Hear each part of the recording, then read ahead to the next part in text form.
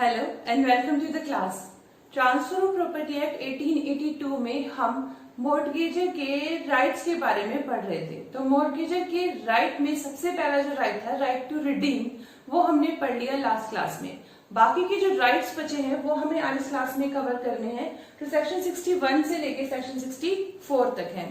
तो सबसे पहला है सेक्शन 61 जो कहता है राइट टू रिडीम सेपरेटली और साइमल्टेनियसली। जब हमने रिडेम्पशन के अधिकार की बात की थी तो उसी से रिलेटेड ये अधिकार है, लेकिन यहाँ पर सेपरेटली और साइमल्टेनियसली वर्ड्स हमें कुछ बताते हैं। क्या बताते हैं? बताते हैं कि मॉर्गेजर ने मॉर्गेजी के पास एक से ज्यादा प्रॉपर्टी को मॉर्गेज किया है। देखिए, ए व्यक्ति ने बी व्यक्ति के पास अपनी एक से ज्यादा प्रॉपर्टी को मॉर्गेज किया। अब ध्यान रखिएगा, व्यक्ति जो मॉर्गेजी है वो सेम है, अलग अलग मॉर्गेजी नहीं है, बस प्रॉपर्टी अलग अलग है। प्रॉपर्टी अलग अलग है, मॉर्गेजी सेम है। एक ही व्यक्ति ने मॉर्गेजर ने अपनी एक से ज्यादा प्रॉपर्टी को मॉर्गेज किया। तो जब टाइम आया, टाइम कैसा, जब प्रिंसिपल मनी ड्यू हुई और ड्यू के होने के बाद जब वो पे कर रहा है, तो जो पेमेंट हो रहा है, या तो वो पेमेंट सभी की अलग अलग करेगा जैसे उसकी मर्जी, पहले एक की पेमेंट करेगा बाद में दूसरी की करेगा, या फिर साइमल्टेनियसली करेगा, सबकी साथ ही कर देगा पेमेंट। ये मॉर्गेजर के ऊपर डिपेंड करता है। सिंपल इसमें कहा गया, ये उसका अधिकार है कि वो जैसे चाहे अपनी प्रॉपर्टी को चाहे अलग अलग चाहे साइमल्टेनियसली रिडीम करा सकता है।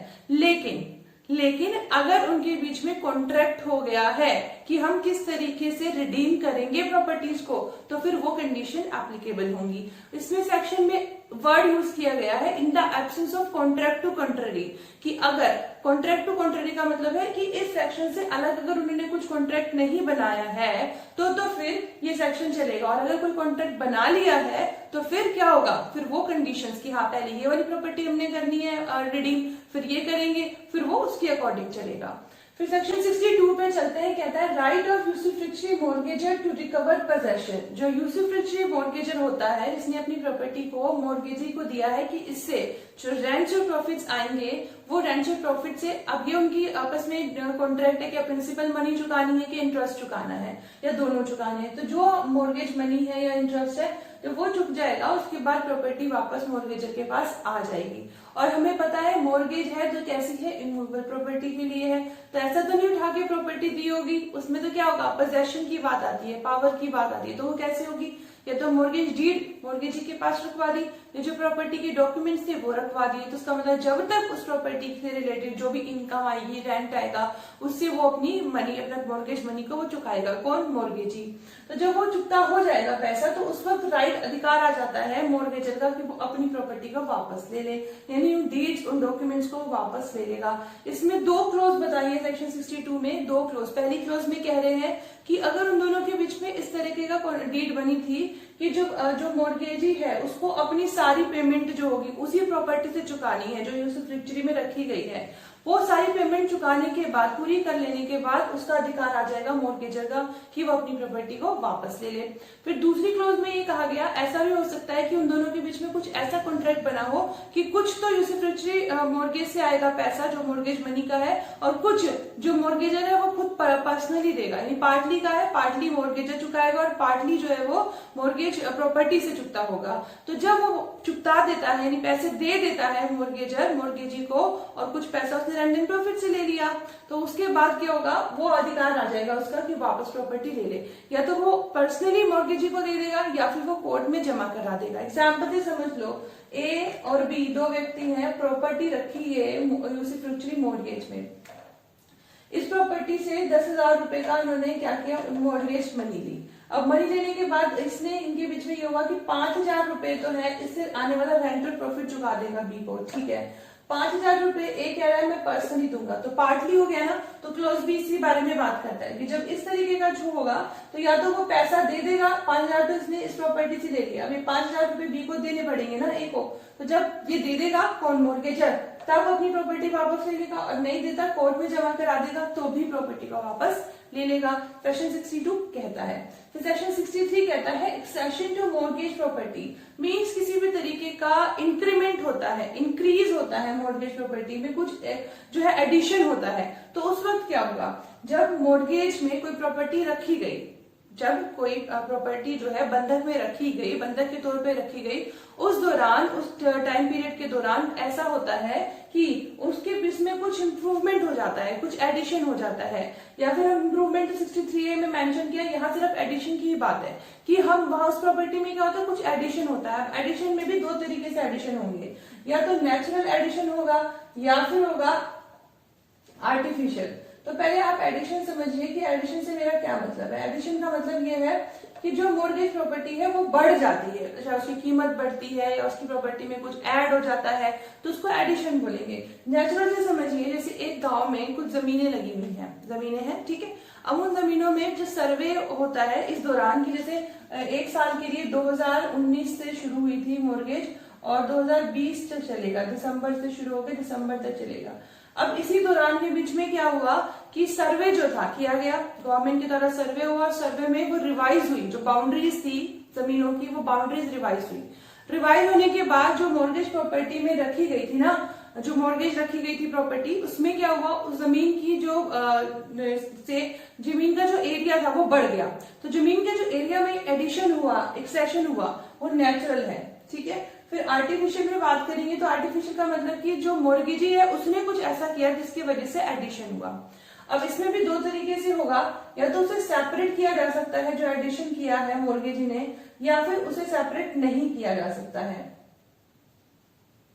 ठीक है। तो जब भी, अब इसमें रूल ध्यान रखना है इस सेक्शन के हिसाब से, इस सेक्शन ये बोलता है कि अगर जब मॉर्गेज प्रॉपर्टी मॉर्गेज में रखी जाती है, जब प्रॉपर्टी को मॉर्गेज किया जाता है, उस दौरान अगर कुछ भी एडिशन होता है प्रॉपर्टी में तो वो एडिशन का अधिकार होता है किसका, मॉर्गेजर का, ठीक है। तो जैसे नेचुरल हुआ, प्रॉपर्टी की जो बाउंड्री इंक्रीज होने से प्रॉपर्टी की जो एरिया था वो बढ़ गया, तो वो एरिया का अधिकार किसका है, एरिया का अधिकार मॉर्गेजर का है।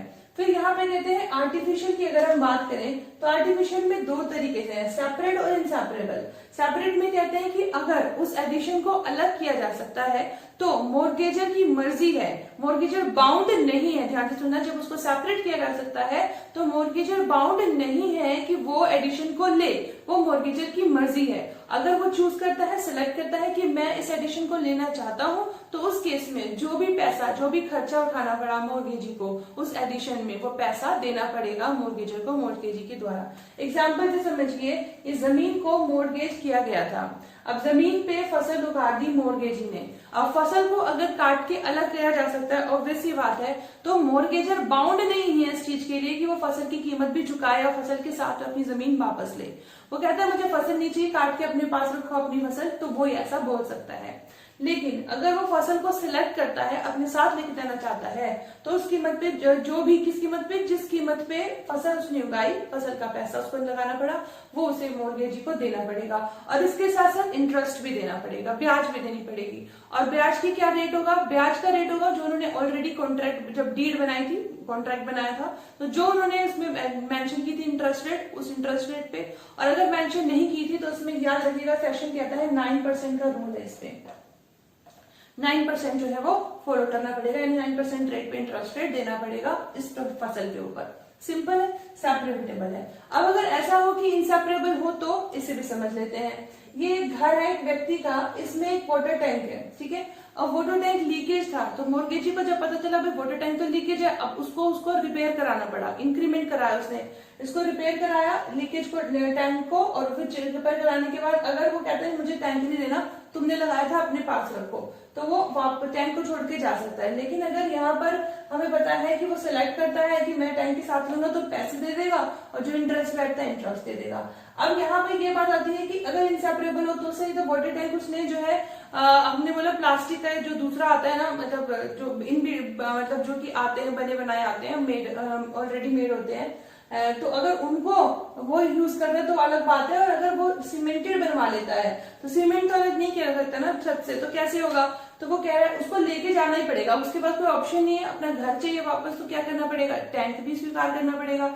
लेकिन फिर वही बात है, कीमत तो देनी पड़ेगी मॉर्गेजी को, तो उसने पैसे लगाए और ब्याज भी देनी पड़ेगी। तय करे हो तो वेरी गुड, नहीं करे तो फिर 9%, ठीक है। ये कहता है accession to mortgage property, section 63 इतना बोलता है। अब हमें ये तो समझ में आ गया कि एक्सेशन का क्या मतलब होता है, इंक्रीमेंट का क्या मतलब होता है, एडिशन का क्या मतलब होता है।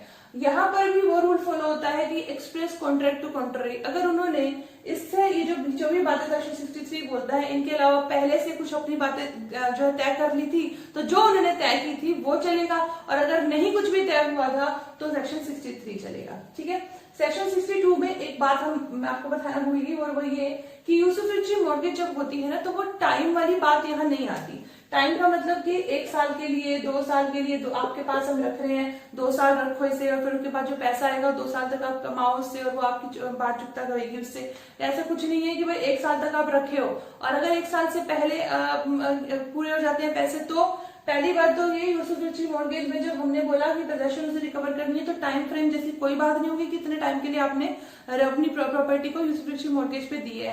और अगर टाइम बना लेते हैं कि 1 साल के लिए दिए, 2 साल के लिए दिए, तो उस केस में क्या होता है, उस केस में अगर टाइम से पहले पैसा पूरा हो जाता है, जब टाइम से पहले पैसा पूरा हो गया तो उसी टाइम पे जब पैसा पूरा हुआ उसी टाइम पे ये राइट काम करना शुरू करेगा और मॉर्गेजर अपनी प्रॉपर्टी को वापस ले लेगा। ठीक है, तो टाइम बाउंड नहीं है, और फिर भी टाइम अगर बना लिया है कॉन्ट्रैक्ट में तो फिर उस केस में तभी भी क्या होगा, जब पैसे पूरे हो जाएंगे जो प्रॉपर्टी के वापस मॉर्गेजर के पास आ जाएगी। 63A पे चलते हैं, इंप्रूवमेंट्स टू मॉर्गेज प्रॉपर्टी। अगर मॉर्गेज प्रॉपर्टी में कुछ इंप्रूवमेंट होता है तो देखिए, एक्सेशन जो हमने पढ़ा, एडिशन की बात करी थी, अब एडिशन में उसकी वैल्यू बढ़ रही है किसी भी तरीके से। देखिए, जब हम इंप्रूवमेंट की बात करते हैं तो वो इंप्रूवमेंट, एडिशन तो मॉर्गेजी की मर्जी से हो सकता है, लेकिन इंप्रूवमेंट कंवर्जन होता है मॉर्गेजी के लिए। क्यों? क्योंकि प्रॉपर्टी के, अभी जैसे हमने 10th वाली बात की थी लीकेज वाली, तो समझ लिए वो कहीं ना कहीं इंप्रूवमेंट से रिलेटेड है, क्योंकि वो रिपेयर कराना जरूरी था। तो अगर रिपेयर की बात होती है, अगर किसी भी तरीके से प्रॉपर्टी को डिस्ट्रक्शन से, नाश होने से, डिटोरेशन, उसकी कीमत को घटने से बचाने के लिए कुछ काम करता है मॉर्गेजी, या कंपल्जन में जैसे टाउन कमेटी या म्यूनिसिपल कमेटी या गांव सभा उस पर कुछ टैक्स लगाती है, ये कुछ करने के लिए बोलती है तो उसे वो करना पड़ता है, या प्रॉपर्टी की सिक्योरिटी के लिए उसे कुछ काम करना पड़ता है, फॉरफिचर से बचाने के लिए, सेल से बचाने के लिए कुछ काम अगर करना पड़ता है मॉर्गेजी को, तो उस केस में वो इम्प्रूवमेंट गिना जाएगा। ठीक है, ये सेक्शन 63 में मेंशन किया गया है कि क्या क्या इम्प्रूवमेंट होते हैं। तो इम्प्रूवमेंट अगर कोई कुछ करता है मॉर्गेज प्रॉपर्टी में, कौन? मॉर्गेजी, तो उस केस में यही वाली बात एप्लीकेबल होगी कि उस इम्प्रूवमेंट को तो अलग नहीं किया जा सकता ना। उस जो सुधार उसने कर दिया प्रॉपर्टी में, उस सुधार को आप कैसे वापस बिगाड़ के जाएंगे? क्या नहीं हो पाएगा ना। तो जो सुधार हुआ है, जो इम्प्रूवमेंट उसने किया है, उसका पैसा मॉर्गेजर को देना पड़ेगा, इंटरेस्ट के साथ देना पड़ेगा। इंटरेस्ट क्या होता है? इंटरेस्ट दोनों ही केस में, अगर उन्होंने कोई कॉन्ट्रैक्ट बनाया आपस में, ठीक है, और नहीं बनाया, तो जो प्रिंसिपल मनी है, प्रिंसिपल मनी जनरली क्या होता है, जो प्रिंसिपल मनी है ना, उस पे जो इंटरेस्ट रेट चलता, वो इंटरेस्ट रेट होता है उस पे एप्लीकेबल। और अगर पहले से कॉन्ट्रैक्ट बना है तो ठीक है, नहीं है तो 9% पे। और अगर कुछ प्रॉफिट आता है जो मॉर्गेजी को आता है इस इंप्रूवमेंट के करने के बाद में, या इस एक्सेशन, दोनों चीजें यहाँ पे, दोनों चीजें में आएगा, इस एक्सेशन के करने के बाद में और इंप्रूवमेंट के करने के बाद में मॉर्गेजी ने कुछ प्रॉफिट कमा लिया उससे, तो वो जो प्रॉफिट का अधिकार है ना, वो मॉर्गेजर का है, मॉर्गेजी का नहीं है। मॉर्गेजी का तो इंटरेस्ट का, ब्याज का अधिकार था उसके प्रॉपर्टी पे इंप्रूवमेंट या एक्सेशन के बाद में। प्रॉफिट का अधिकार मॉर्गेजर का ही रहेगा, ये बात ध्यान रखना दोनों ही केस में। तो जो प्रॉफिट आएगा वो मॉर्गेजर को वापस करना पड़ेगा मॉर्गेजी को। ठीक है, जो वापस कर देगा, ठीक है, यहाँ पे ही हो गया। अब ये सेक्शन 63 में तो बहुत ही अच्छी बात की गई, ये कहा गया कि अगर यहाँ पे मॉर्गेजी का भी एक अधिकार आ जाता है कि अगर, जैसे हमने बोला कि अगर उसने कुछ प्रॉफिट कमा लिया, किसने? मॉर्गेजी ने, इस एक्सेशन के बाद, तो प्रॉफिट को कहाँ देना पड़ेगा? मॉर्गेजर को देना पड़ेगा। अब दोनों के बीच में रिलेशनशिप कैसा है? मॉर्गेजर को इंटरेस्ट पे करना है मॉर्गेजी को इस एक्सेशन की वजह से जो आया, और मॉर्गेजी को प्रॉफिट अर्न हुआ तो वो उसे वापस करना है मॉर्गेजर को। देखिए, इसे क्या देना है? प्रॉफिट देना है, इसको क्या देना है? प्रॉफिट देना है, ठीक है ना, और इसे देना है इसको इंटरेस्ट, मॉर्गेजर को क्या देना है? इंटरेस्ट। तो सेक्शन 63 ये भी कहता है कि अगर मॉर्गेजी चाहे, उसको प्रॉफिट देने की वो कैपेबल नहीं है या कुछ भी इश्यू है, तो वो प्रॉफिट की जगह इंटरेस्ट को सेट ऑफ करा सकता है। वो कह सकता है मैं अपने इंटरेस्ट छोड़ रहा हूँ, ठीक है, आप मुझे इंटरेस्ट मत दीजिए क्योंकि मैं प्रॉफिट नहीं दे सकता, तो वो सेट ऑफ हो सकता है। ये सेक्शन 63 में ये बात बोली गई है। फिर सेक्शन 64 पे वापस आते हैं, रिन्यूअल ऑफ मॉर्गेज लीज। तो अगर कोई लीज ऐसी है जो मॉर्गेज की है, लीज पट्टा, तो जब अगर कोई लीज मॉर्गेज है तो उस केस में अगर मॉर्गेजर चाहे तो उनके बीच में अगर ऐसा है, दोनों है, मतलब पहले से ही बात तय थी कि वो लीज को जो है रिन्यू करा सकता है। पहले इसमें टाइम बंधा हुआ था कि इतने टाइम की लीज है, उसको रिन्यू कराया जा सकता है, लेकिन अब ऐसा कुछ नहीं है। अगर कोई प्रॉपर्टी की मॉर्गेज लीज हुई है तो उसको रिन्यू कराया जा सकता है। कैसे कराया जा सकता है? मॉर्गेजर का ये अधिकार है कि वो उसे रिन्यू करा सकता है। तो ये मॉर्गेजर के अधिकार हो गए। फिर उसके बाद लायबिलिटीज है नेक्स्ट क्लास में, फिर मॉर्गेजी के rights and liabilities. Thank you so much for listening. Thanks lot. Keep learning and keep smiling.